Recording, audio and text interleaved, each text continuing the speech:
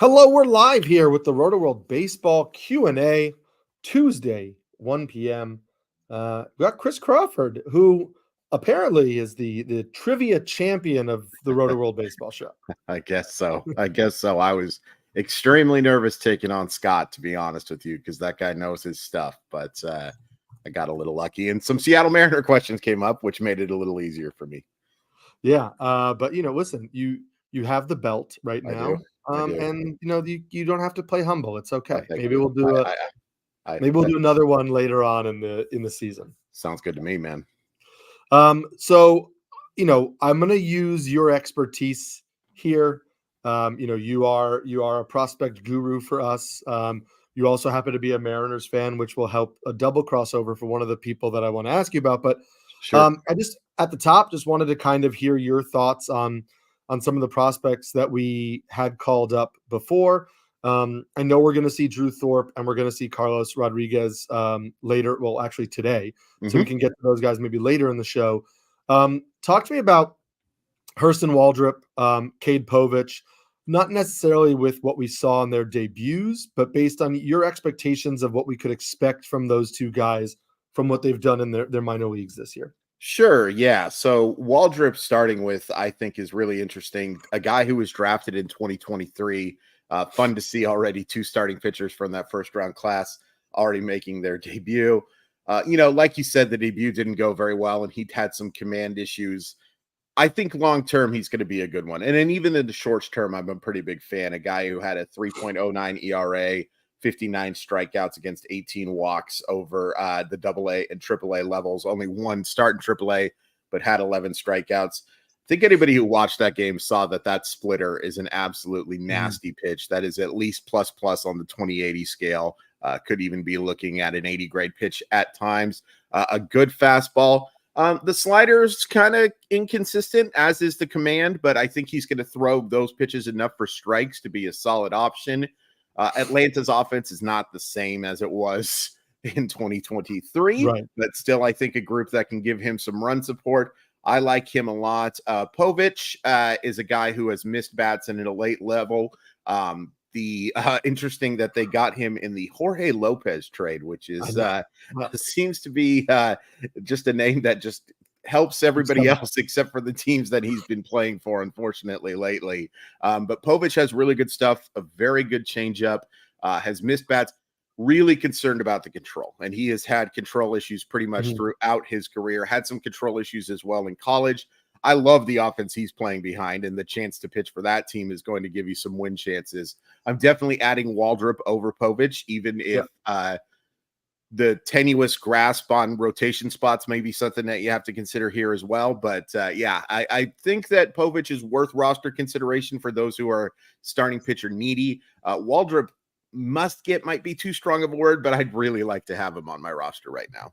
Yeah, I agree with you on that. I'll have an article coming out tomorrow on NBC Sports Mixing It Up, where I look at pitch mixes for various pitchers, and I'm doing just all rookies right now. So nice. Waldrep and Povich will be in that, so I encourage people to check that out. But I'm kind of the same as you, where I know they both have some command issues, so I will lean towards the guy who, to me, has better swing and miss stuff with that command issue. And I know Povich has a deeper arsenal, but I think it lacks the pitch, right? It lacks something he can really rely on, right? And I've seen some interesting steps forward with Waldrep's slider, which make me think that there's a possibility he could be a poor fastball pitcher with 2+ secondary offerings. Yes. And then that's kind of one tweak away from being really interesting. Maybe it's a sinker instead of a 4-seamer to righties. Maybe, who knows what it is. Maybe it's a cutter. He could just get over the plate for strikes. But I'm super intrigued by that. I want to ask your thoughts. We'll go to our questions here. The first one is from Jeddah, because we're talking about young pitchers, so it makes sense to compare these rookies to somebody like Max Meyer. Sure. The Marlins have said Meyer is going to be up soon. Rotoworld has him set to start this week. Sorry, RotoWire has him set to start this weekend. That has not been officially announced yet. But let's assume Max Meyer is up in the next week or two. Where would you kind of stack him up with guys like Waldrep and and Povich or even like a Drew Thorpe? What do you think we're going to get from Max Meyer the rest of the year? This is a tough one because it was a while ago, but when Max Meyer was on the Marlins over those 3 starts, he was fantastic. Mm-hmm. It was a really impressive outing, 3 outings, and then the send down to AAA, I think, shocked everybody. And since he's gone down to AAA, he hasn't been very good. He's got a 6.75 ERA. He's walked 12 guys in 26 and 2/3 innings. Now, I will caution people just looking at stats for stuff like this because we don't know what Max Meyer is working on in AAA. We don't know what exactly is going through his head. This is also why I caution anybody with spring training stats because, you don't know what they're working on. You don't know what changes they're making unless you are attached to the situation. And then why the heck are you in a fantasy baseball league if you are, man? You've got better things to do. No, it's the stuff wise, I think his stuff is better than those 2 guys. I think that like just pure arsenal. My buddy RJ Anderson at CBS Sports nicknamed him the Murder Hornet. And I think it's a pretty accurate description for the dude because he goes after you and with a plus slider and a plus fastball. It's lost a little bit of ticks as the injuries have picked up, but still can certainly throw the fastball by people. The other thing you have to keep in mind here is the Marlins stink on ice. Like the 2 gate teams that we just players we just mentioned to you play on World Series contenders. The Marlins are a contender for the number 1 overall draft pick. There's a big difference between there. So he's not probably going to help you a ton in that category. But just rate-wise, it wouldn't shock me if Max Meyer, based on what we've seen in the majors, based on what we saw from him at the University of Minnesota, and he's still 34 strikeouts in 26 and 2/3 innings, is far from not missing bats. It's just been an issue with keeping the ball in the park and some command issues as well. Oh, command and control issues, obviously. I think Meyer is the better prospect long-term, has the ability to miss the most bats, but probably the riskiest of the 3 in a redraft format. Right. And that's also not factoring in that the Marlins have been limiting him to 3 innings in the minors, which was part of their plan, right? Their plan was to limit his innings to stretch him out at the major league level. I don't know that I could say with confidence they're going to let him go more than 5 innings at the major league level because even if their goal was to have him throw more major league innings in the second half of the year, I still don't think this is like a, hey, he's feeling it, let's let him go 7 type of situation, which adds a little bit of risk to him as well. But I'm with you. I would put Meyer over those other 2 guys. I picked him up in a lot of NFBC formats this weekend as a low-cost stash, thinking like, yes, it's not ideal from a wins and innings perspective, but I think you could get some pretty decent stats for him the rest of the way. Absolutely.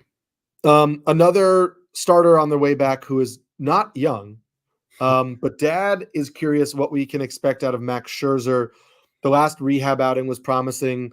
They feel like there's at least 1, potentially 2 more rehab starts, but he should be back by the end of the month.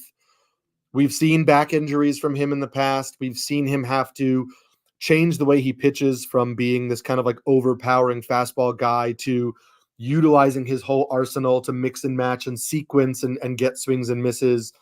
Do you feel like we get a top 30 starting pitcher from when he's back through the end of the year, or is that still maybe too aggressive for Scherzer at this stage in his career?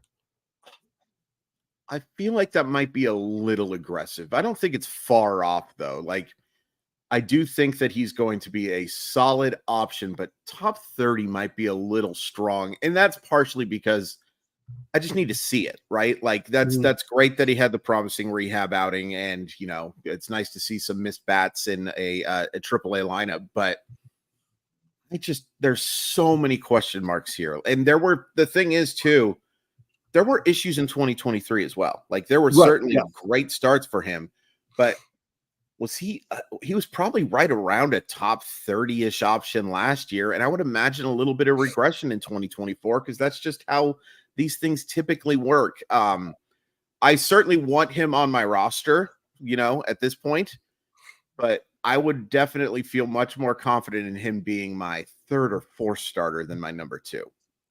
Yeah, oh, for sure. And I feel the same way with you in terms of like needing to see it a little bit of like, this is a guy who's reinventing himself due to age, and he has the ability to do it. So it's possible, but he has to do it. And we know there's a good pitcher's park.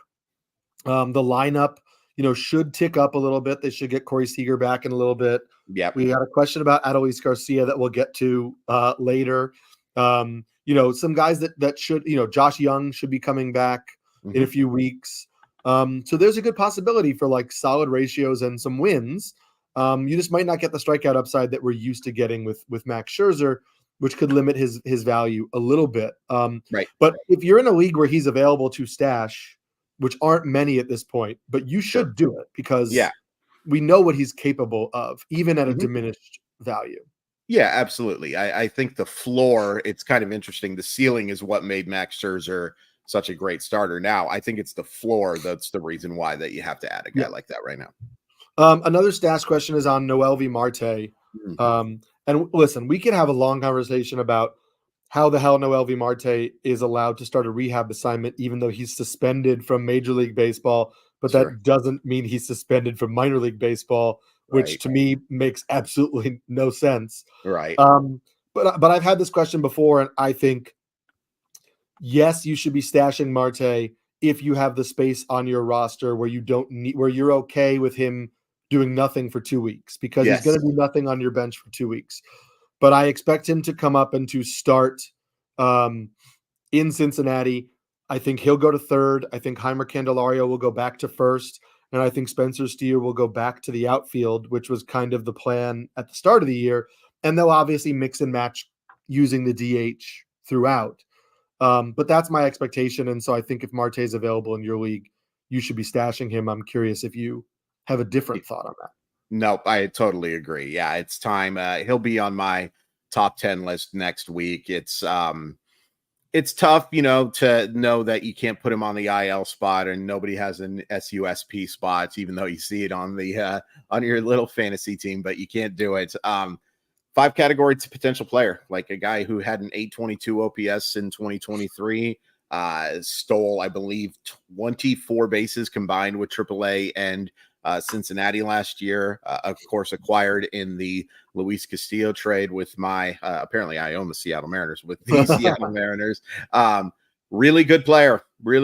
I mean, we can argue about whether or not he should get that rehab spot or not. And I totally understand that. Like, it's a really weird situation. I would understand it more if he was playing in the complex league or something like that more than AAA, to be honest with you. But there's a chance for him to help fill out every category. And I think also the fact that Cincinnati has dealt with injuries and some really underperforming players just kind of up Noelvi Marte's value, because he's not coming back, I think, to be a utility guy. I think he's coming back to go hit in the middle of that order, because they play in a cesspool of a division. And the fact that he can come and help that team potentially, heck, even win a wild card spot. What a weird year it is in the National League for postseason teams. There's definitely the haves and the have-nots, but having a guy like Noelvi Marte puts you closer to the haves. Yeah, I agree with you on that one. Just another quick young third baseman question. If healthy, how many fantasy third basemen are better than Royce Lewis? Also, if you had Lewis, would you try to capitalize off his hot start and trade him before he gets hurt again? I think the answer to the first one is not many. No. Jose Ramirez. It also depends, obviously, if you're talking about keepers or redraft. In a redraft, I would take Jose Ramirez, and I would still take Rafael Devers over Royce Lewis. I still would take Austin Riley, because I don't see anything under the hood which tells me that he should be struggling as much as he is, except for the fact that the baseball is very clearly different this year. It's not traveling as far, and it's really hurting Austin Riley because his exit velocity on fly balls and line drives is not the same, and that power is not there. But I think that maybe is the end of the list. My opinion on the second part of it is I would not be trying to trade him, because I think that every single person in every league you're in knows his history with injuries. Yeah. And so everybody is going to be trying to get him at a discount because he could get injured at any moment. So sure, if you can get like if you really need starting pitching and you could get, an injury prone starter for him, like maybe you take a gamble, maybe you can get a Glass now or a Chris Sale, and you're trading hey, this guy might get hurt at any moment guys. But other than that, like, I'd be just taking Royce Lewis's stats. Yeah, I think I would as well. Maybe the only way I would change that is if you have Royce Lewis and you have Rafael Devers and you have Jose Ramirez and he's your corner infielder, and maybe you look to exploit that. But, fantasy managers aren't silly. They know the risk that comes with Royce Lewis, and they're going to offer a trade that represents that risk. So, well, some of them are, yes, we'll just leave it at that. But it is definitely I totally agree with your first answer too. Like, he is just, if we're doing tiers, I have Jose Ramirez tier 1, and then I have Devers at tier 2, and then probably Royce Lewis right at the top of tier 3. There's some talented guys at the position, but I don't think anybody has a chance to fill up all 5 categories like Royce Lewis, except for those first 2 names. And of course, Rafael Devers not going to steal the type of bases that Royce Lewis is capable of, but that power is just stupid. It's so fun to see Rafael Devers tapping into it as well. Yeah. We got another. I'm going to skip a couple of the pitcher questions. Don't worry if you asked a pitcher question. I see them, but I want to go to a hitter question that's also a corner infielder while we're on hitters. And I want to ask you for your thoughts on Tyler Locklear. The Mariners have said he's up to play. Ty France has a fractured heel. As of now, you could correct me if I'm wrong, they have not given a specific timeline on Ty France. Not at all. But you have to expect it's going to be a bit. Yeah. And so I think Locklear is going to get a real shot here.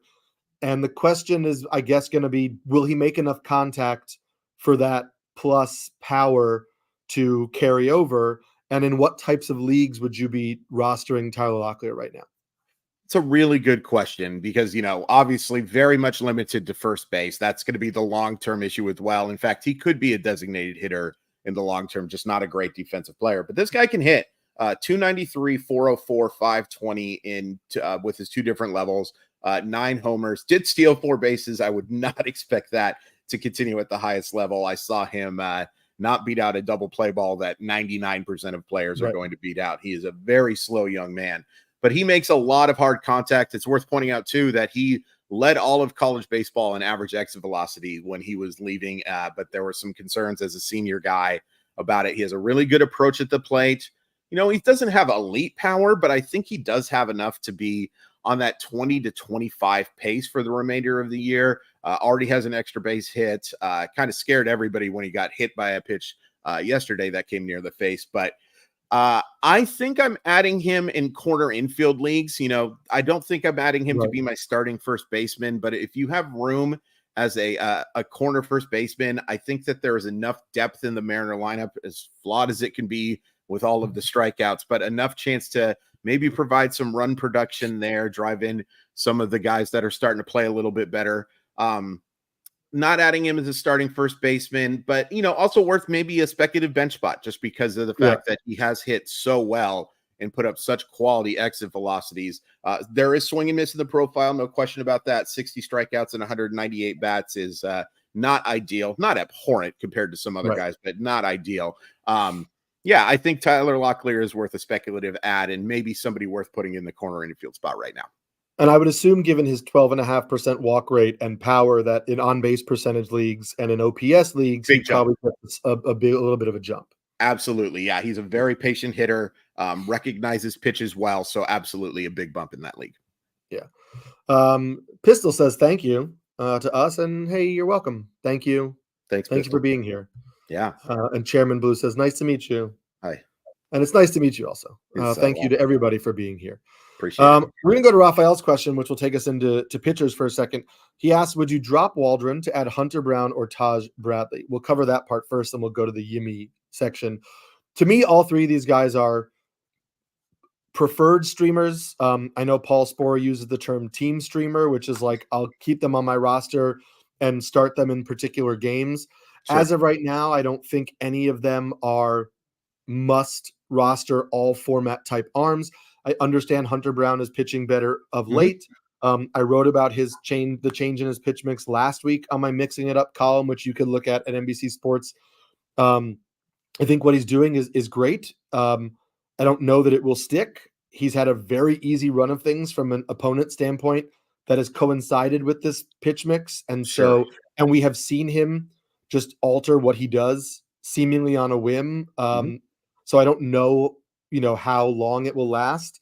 To me, the answer to this question is, what are their matchups over the next 2 weeks? Sure. and I'll prioritize the guy with the better matchups. If we go through this in team alphabetical order, just because that's the easiest way to search on Roster Resource, Hunter Brown is going to get the Tigers and then the White Sox. Really doesn't get much better than that. No. If you go to Matt Waldron, he gets the Mets this week, but then the Phillies. Yeah. And then Taj Bradley gets the Cubs and then the Twins. So for me, Taj Bradley is the clear last of that. Waldron is second. And Hunter Brown, I guess, is first because the Tigers and White Sox matchups are two great matchups. I'd like to keep Waldron if I could, because I think this start against the Mets is going to be a good one, and he's been pitching great of late, but it will be tough to pitch him in Philadelphia. And so I could see, going with Hunter Brown there. Yeah, I would rank him in that order as well. But I would probably just hang on to Waldron. I think long term, I think he's the better option. And you're not using him against the Phillies. Hopefully you can find a better option for that one. But Hunter Brown, to me, I really do like the stuff. And this was a guy who struck out a bunch of dudes last year. And there's no question that he has the arsenal to be a starter. I think a lot of the results, like you said, facing bad teams, and some of it's just regression to the mean. Imagine getting worse than what Hunter Brown was giving you over the first few months of the season, man. I still think he's a long-term play more than a short-term guy. Sure, if you could find a way to start Hunter Brown against the White Sox, if you could find a way to start Charlie Brown against the White Sox, you should do it. That is just such an awful offensive baseball team. But I think I would just stick with Waldron because I think he is the guy who's going to give you the most consistent results of those three. Yeah. And I wouldn't, the question is, the second part of this question is whether Rafael should drop Yimi Garcia, who he has, for, an arm. So maybe dropping Yimi to pick up Hunter Brown instead of Waldron. I wouldn't drop Yimi Garcia if you need a closer. Jordan Romano started throwing this weekend, but he's throwing from 75 feet. Yeah, he's still going to need to back it up before he gets on the mound. It's going to be about maybe a week or two before he even gets on the mound, and then he's going to ramp back up, and then probably some rehab. Elbow injuries are tricky. He got an injection. How does it stick? All that kind of stuff. And no, the Blue Jays probably aren't as good as we thought they were going to be, but they're a solid enough team that will give you save opportunities. And Jimmy Garcia has been a good pitcher this year.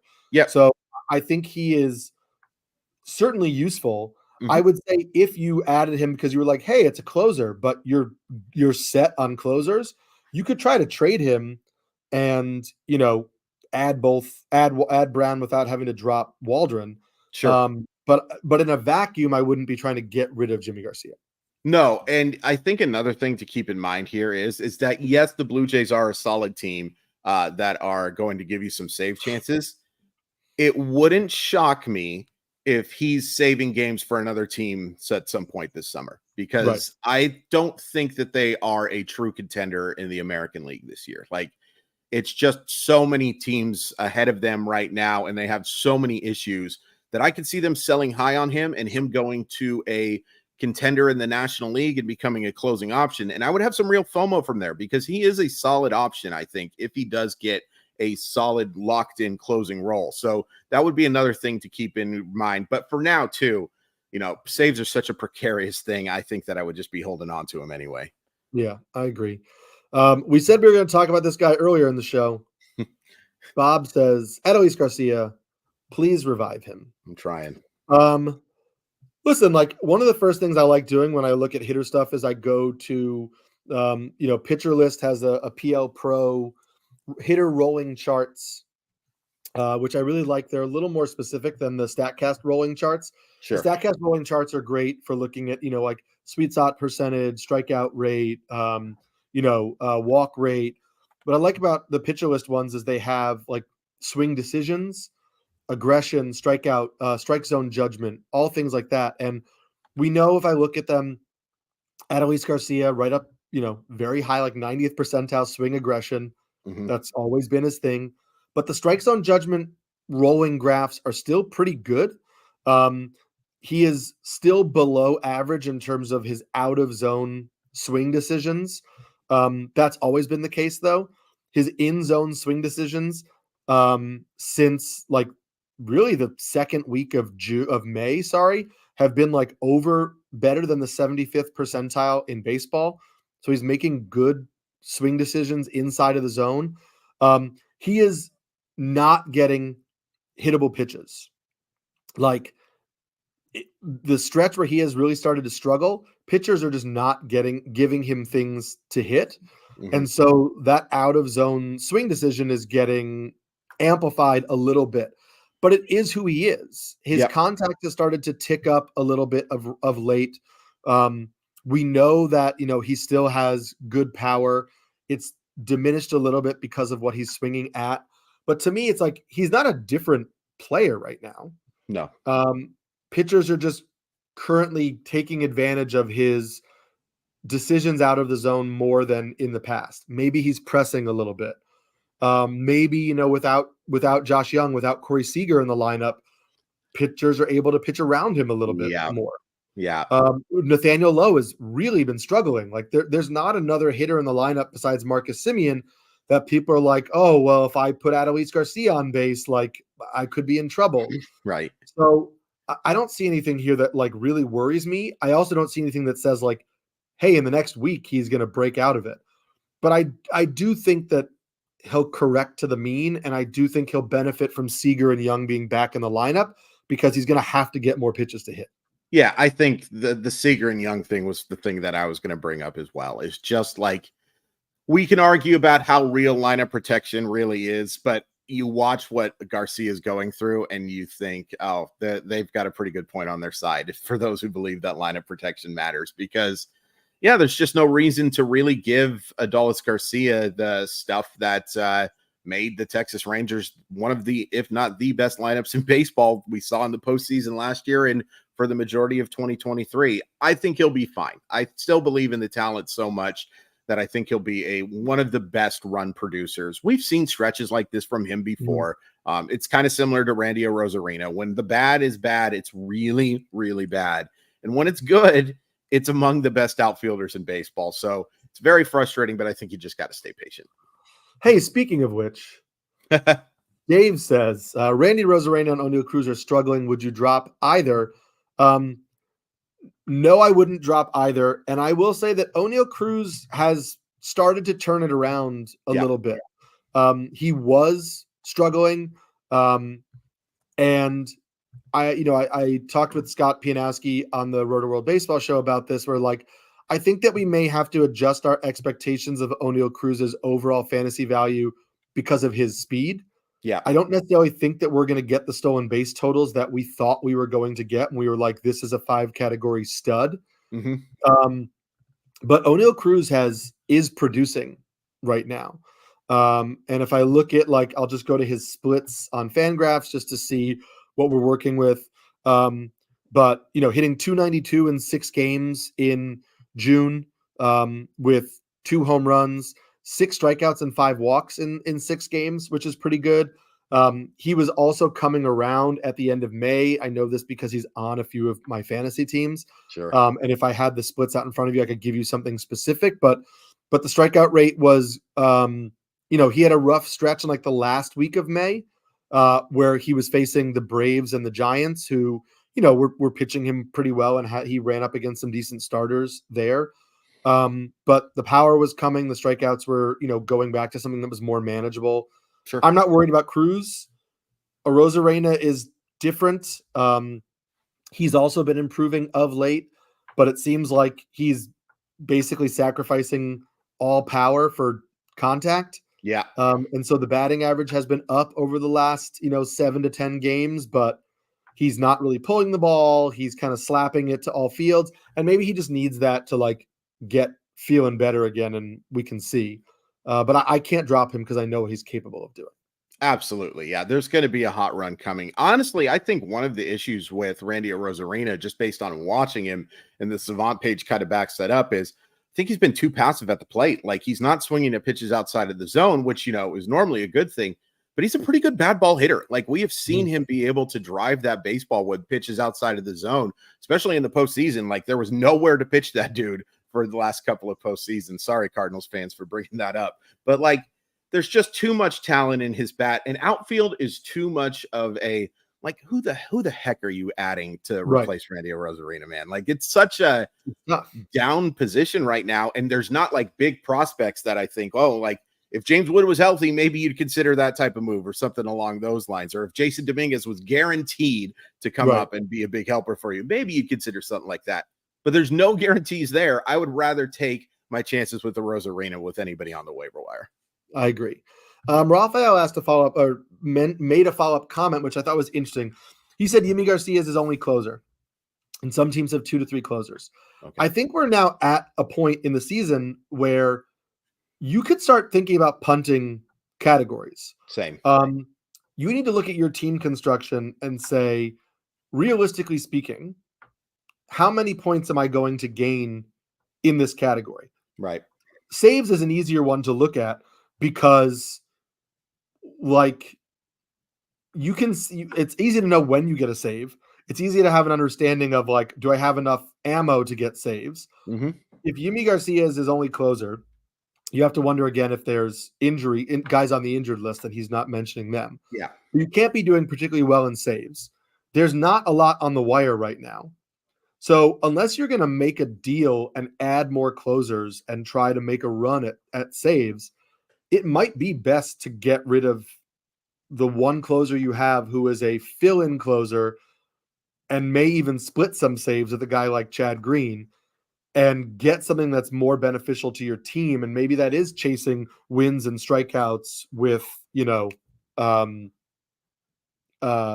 multiple starters. Yeah. So yeah, it's something to think about. We're at the point where you need to be looking at that for your teams.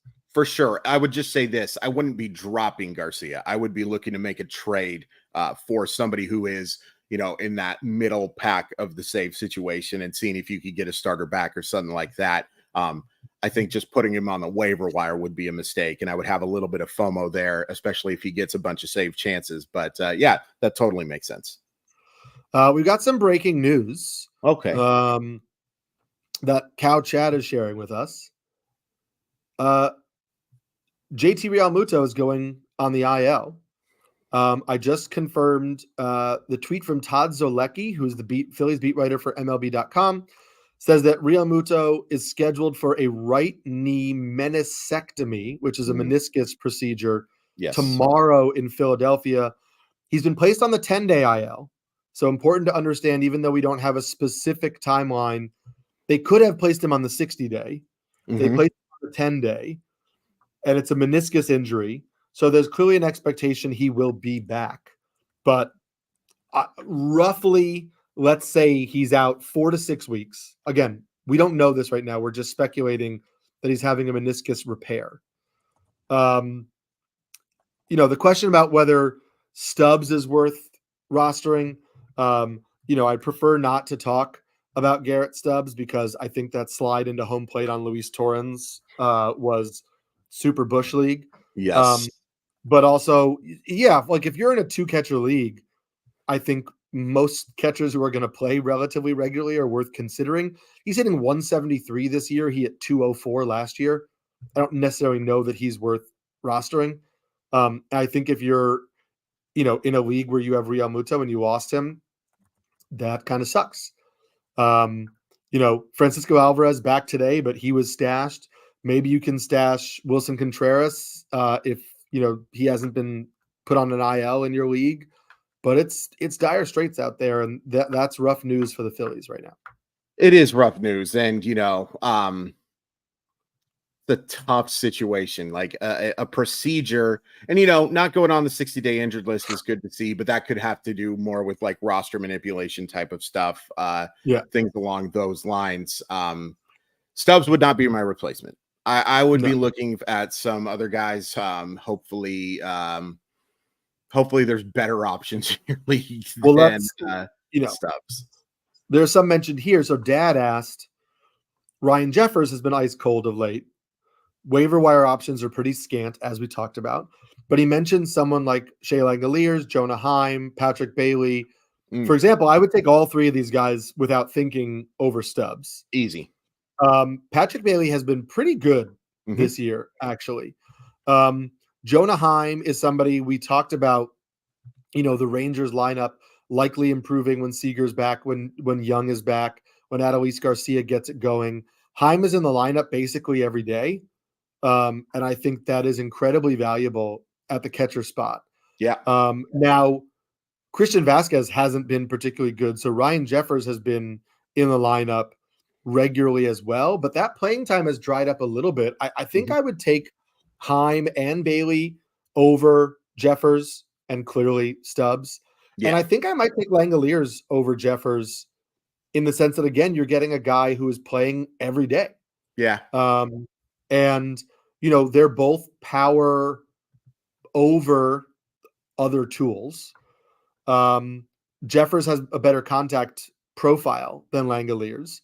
But, even considering how well Jeffers hit earlier in the year, he's hitting 237 on the season. It's not a great batting average. It's better than what you're getting from Shea Langoliers. But it's nothing that's, I couldn't believe making that swap. So I think that's kind of schedule dependent. Yeah, I think that's fair. What would you think about someone like Henry Davis in that type of situation? Would you rather have Henry Davis than Stubbs? I think I would still go Davis. Sure, I'm going a lot of people over Stubbs, to be completely honest with you. But if you added Davis to that list, where would you rank him? Of these guys? Yeah. I would probably still put, honestly, I think I would have him last. Okay. Ahead of Stubbs, but below all of these other guys. Fair. I need to see it. I need to see it. I know he was we were talking about how great he was going to be in the spring. And it was really I think his value was hyped up by the fact that he was not originally a catcher, or he was originally a catcher, but then he came up as an outfielder. They moved him back to catcher, but he was going to be a plus bat catcher. We haven't really seen it. I'd rather take the guys we've seen it with over Stubbs, but I would rather over Davis. I would rather take Henry Davis over Stubbs. And then a prospect question for you. Okay. Cow Chad asked, is Drew Romo worth the stash for a potential for an Elias Diaz stint on the IL with a calf strain? This leads me to say I would take Jacob Stallings over a lot of people because the Rockies start this weekend. The Rockies are at home, and then they're at home all of next week. I believe they're home for 12 games in a row. And Stallings, if Diaz goes on the IL or misses time, Stallings will be the number one catcher in Colorado. I think it's still a timeshare, whether that's with Drew Romo or somebody else, who knows. But Stallings has been solid, and he's going to be a catcher hitting in Coors Field for a week and a half straight. I would take him over Drew Stubbs. I would probably take him over, if you were in a one catcher league and you had Langoliers, I would take Stallings because you're going to turn over much more in that league. I'm not dropping Langoliers in a two catcher league because I'm getting consistent production out of him. But Stallings is somebody I would look at, and I don't know if you trust the Rockies enough to think that they would give Drew Romo an opportunity. Yeah, I mean, he's been great this year. It's been nice to see because this was a borderline top 100 prospect, borderline higher than that, to be honest, not even borderline. He was a top 75, top 80 prospect or so, and then did not have a good 2023, but he's hitting 323 in AAA right now. He's a very good defensive backstop, so that's nice to see. But I would imagine that they still rely on Stallings, in part because I think the Rockies might be showcasing Stallings as a guy that team looking for some backstop help, Well, the rumors were they were showcasing Elias Diaz. This may damper that. Yeah. And listen, Elias Diaz, Stallings, Danny Jansen was linked in some trade rumors. These are all people now the Phillies may say, okay, maybe I need to go get Danny Jansen to finish out the year. Who knows? I think the Phillies may not be able to. I heard they traded for Luis Robert yesterday. I saw somebody tweeting. Yeah, I heard Buster Olney reported that. Yeah. Sorry, that's still one of the funniest things I've ever seen in my life. I try to be mature, but that was. Oh, you know who else I wanted to mention real quick is if Mitch Garver is still available in leagues, I'd be taking a look at him as well. He's been awful. There's no question about it. One of the worst expected batting average guys in baseball. But that's going to turn around. Mitch Garver has too much of a history of being a solid offensive player, catching now too, getting the chance to catch George Kirby. He's basically become his personal catcher, which I could not have predicted coming into 2024, right. But that would be another guy I would take a look at if you're looking for some offensive upside.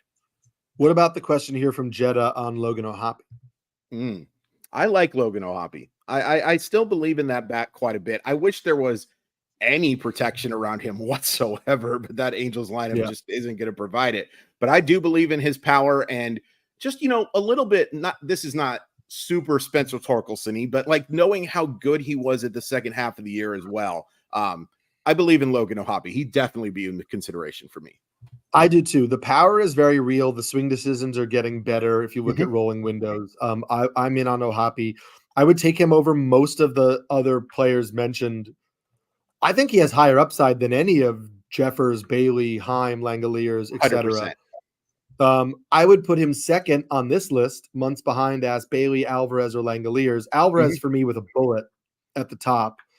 So I go Alvarez, Bailey, Langoliers. I would go Alvarez, O'Hoppe, Bailey, Langoliers if I'm adding O'Hoppe. I'm curious if you agree with that. 100% agreed. Yeah. A couple more here to wrap up. There's some pitcher questions again. Let's go with this one from, where's it, Dad? So Dad said his current starting pitchers are Wheeler, Glasnow, Skubal, Imanaga, Skeens, Joe Ryan, Ranger Suarez. Do you recommend I sell any of these for bats or hold? It's an interesting question on like when to trade a pitcher or not. Yeah. Right now, I think clearly he has a lot of good starters. Yeah. I would say that the worst of the group is Ranger Suarez. I don't think you're going to get much in a trade for Ranger Suarez because I think everybody is thinking, hey, he's pitching really well right now. We've seen him do this before. He's probably not going to keep pitching at this level. I don't really know what you're going to get for Ranger Suarez. I think, to me, the two guys that I would look – I don't think you need to trade here. No. That is 6 really good starters. Pitching injuries happen. That gives you a little bit of a cushion of an injury coming and saying, okay, I still have, a really good deep rotation. If I was going to trade any of these guys, I would be looking to trade Glasnow or Skeens. Because first of all, you're going to get a lot back for either one of those guys. Yeah. Glasnow, we want to believe he can stay healthy for the remainder of the season. We can't be sure, but so that added injury cloud is like maybe he's the pitcher where I say, okay, I still have Wheeler and Skubal, who were like 2 top 5 starting pitchers in all of baseball, so I can afford to give up another top 5 pitcher in all of baseball.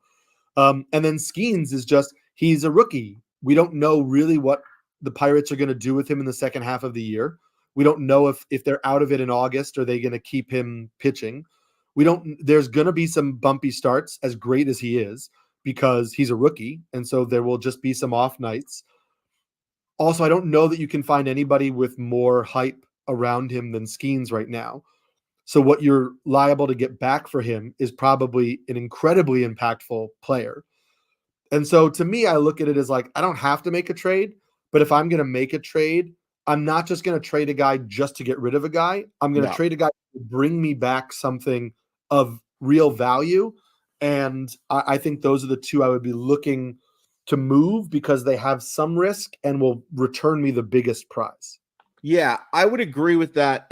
The only change I would make is if I was going to move any of those guys, this might surprise some people, I would actually be looking to move Shota Imanaga. And I'll just tell you why. No doubt that this guy is a good pitcher, a really strong fantasy option. But you kind of look at what the profile is here and the fact that he does give up barrels. He doesn't get a lot of ground balls. He doesn't get a lot of extension on his fastball. I think Imanaga is due for some clunkers. And those clunkers, I think, are going to be why, of those guys, I think he has the lowest ceiling of those arms. So that would be why. And I think, fantasy managers are smart, like we said, but some people are going to look at that shiny ERA and think that he's an SP like 1-1, like top 5 guy.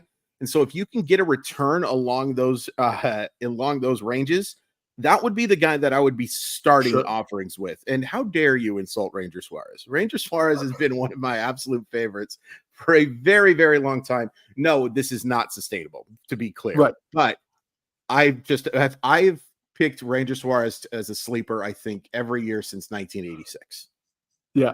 I don't know. I hear you on Imanaga. I think I'm reading enough online on, maybe it's just I spend too much time on fantasy baseball Twitter, but a lot of people are poking holes in Imanaga that I think you might get some cautious fair deals. I will say, like, in 20 people, when I talk about Ranger Suarez, people like in 2021, they moved him to the rotation for the final 65 2/3 innings of the season. He had a 1.51 ERA.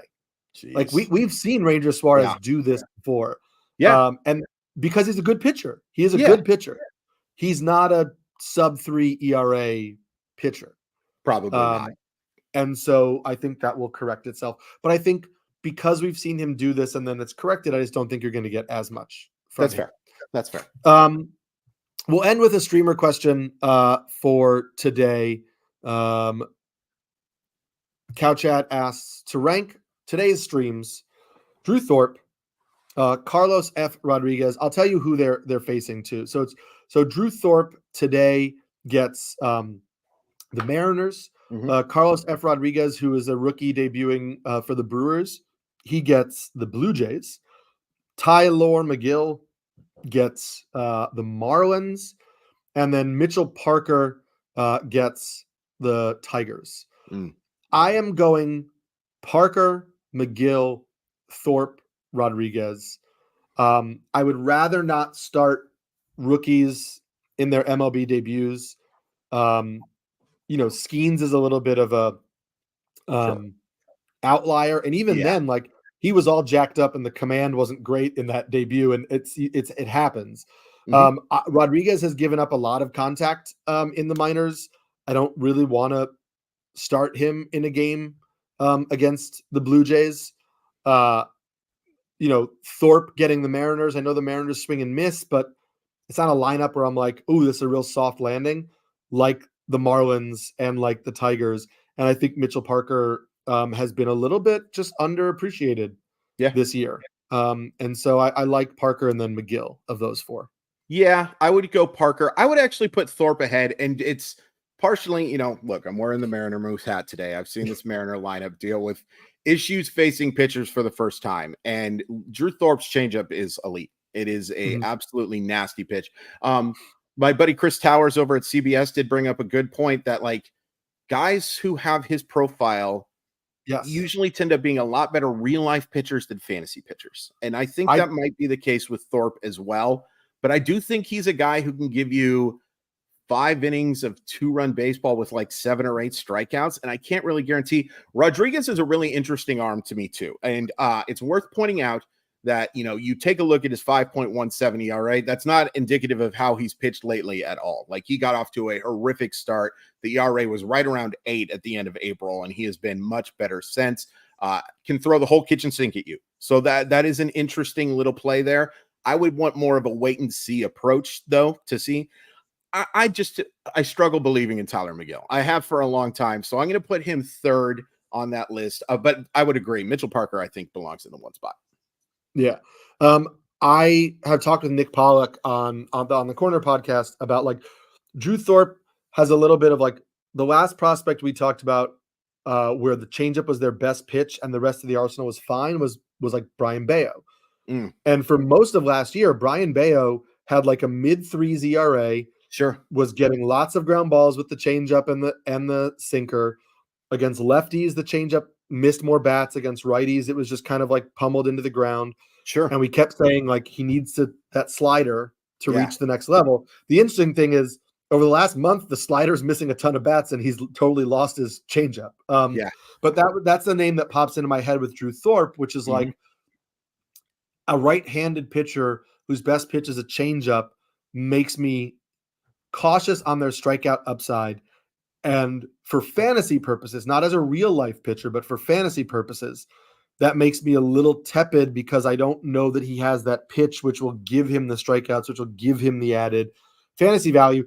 And so, no offense to your Mariners, but so much of the value in attacking the Mariners is on strikeouts. Yeah, it's absolutely. it's not on the fact that they are a punchless offense. It's that No. they will swing and miss a lot.